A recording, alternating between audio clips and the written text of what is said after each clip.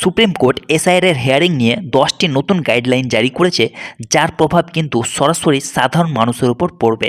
তো বন্ধুরা, আজকের এই ভিডিওটি অত্যন্ত গুরুত্বপূর্ণ, কারণ আজকের এই ভিডিওটিতে আমি আপনাদের জানাবো যে সুপ্রিম কোর্টের তরফ থেকে এসআইআর এর হিয়ারিং নিয়ে যে 10টি নতুন গাইডলাইন জারি করেছে সেগুলি কি, এবং সেই গাইডলাইনগুলি একটি একটি করে বিস্তারিতভাবে আমি আপনাদের জানাবো। তো ভিডিওটি স্কিপ না করে পুরোটাই দেখবেন। আর আপনি যদি চ্যানেলে নতুন হয়ে থাকেন তো চ্যানেলটিকে অবশ্যই সাবস্ক্রাইব করবেন আর ভিডিওটিকে অবশ্যই লাইক করবেন। তো বন্ধুরা, দেরি না করে চলুন শুরু করা যাক। সুপ্রিম কোর্টের তরফ থেকে 10টি নতুন গাইডলাইনের মধ্যে 1 নম্বর গাইডলাইনটি হচ্ছে লজিক্যাল ডিসক্রিপেন্সি ভোটারদের তালিকা প্রকাশ। বন্ধুরা, ইলেকশন কমিশন 1,33,00,000 লজিক্যাল ডিসক্রিপেন্সি ভোটারের তালিকা প্রকাশ করবে। এটি স্বচ্ছতা ও ন্যায্যতা নিশ্চিত করবে। ভোটাররা নিজেদের নাম তালিকায় আছে কিনা তা যাচাই করতে পারবেন। এটি ভোটারদের অধিকার সুরক্ষিত করবে। তালিকা প্রকাশের মাধ্যমে ভোটাররা নিজেদের ভোটাধিকার সম্পর্কে সচেতন হবেন। তারপর 2 নম্বর গাইডলাইনটি হচ্ছে হিয়ারিংয়ে প্রতিনিধি নিয়ে যাওয়া।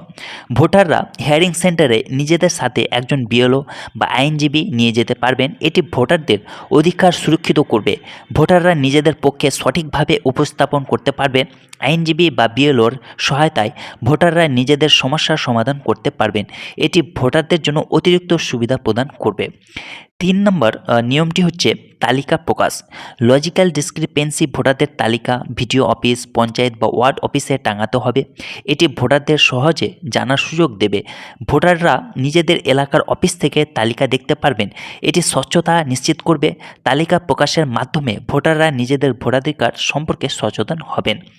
4 নম্বর নিয়মটি হচ্ছে মাধ্যমিক পরীক্ষার অ্যাডমিট কার্ড।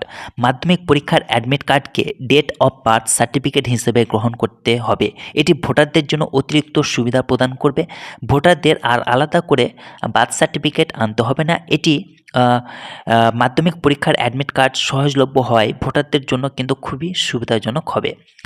5 নম্বর নিয়মটি হচ্ছে হিয়ারিংয়ের রিসিপ্ট। হিয়ারিংয়ের উপস্থিত ভোটারদের রিসিপ্ট দিতে হবে। এটি প্রমাণ হিসেবে কাজ করবে। ভোটাররা নিজেদের উপস্থিতির প্রমাণ হিসেবে রিসিপ্ট রাখতে পারবেন। এটি ভবিষ্যতে কোনো সমস্যা হলে কাজে লাগবে। রিসিপ্ট পাওয়ার মাধ্যমে ভোটাররা নিশ্চিত হতে পারবেন যে তাদের হিয়ারিং হয়েছে। 6 নম্বর গাইডলাইনটি হচ্ছে ভোটারদের সুযোগ। প্রতিটি ভোটারকে নিজের পক্ষ রাখার সুযোগ দিতে হবে। এটি ন্যায্যতা নিশ্চিত করবে। ভোটাররা নিজেদের সমস্যা বা অভিযোগ জানাতে পারবেন। এটি ভোটারদের অধিকার সুরক্ষিত করবে। ভোটারদের নিজেদের পক্ষে সঠিকভাবে উপস্থাপন করতে পারবেন। 7 নম্বর গাইডলাইনটি হচ্ছে hearing centre. Hearing centre panchayat বা ওয়ার্ড অফিসও করতে হবে। এটি ভোটারদের জন্য সহজলভ্য হবে। ভোটাররা নিজেদের এলাকার কাছে হিয়ারিং অংশে নিতে পারবেন। এটি ভোটারদের সময় ও অর্থ সাশ্রয় করবে। 8 নম্বর গাইডলাইনটি হচ্ছে নোটিশ পাওয়ার 10 দিনের মধ্যে।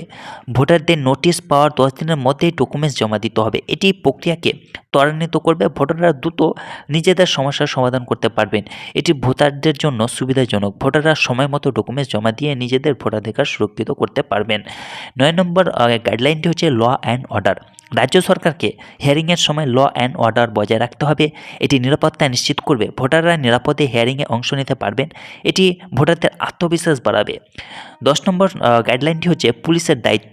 ডিজিপি, এসপি এবং কনসার্ন অফিসারদের হিয়ারিং প্রক্রিয়া সুষ্ঠুভাবে সম্পন্ন করার জন্য দায়িত্ব নেওয়া হয়েছে।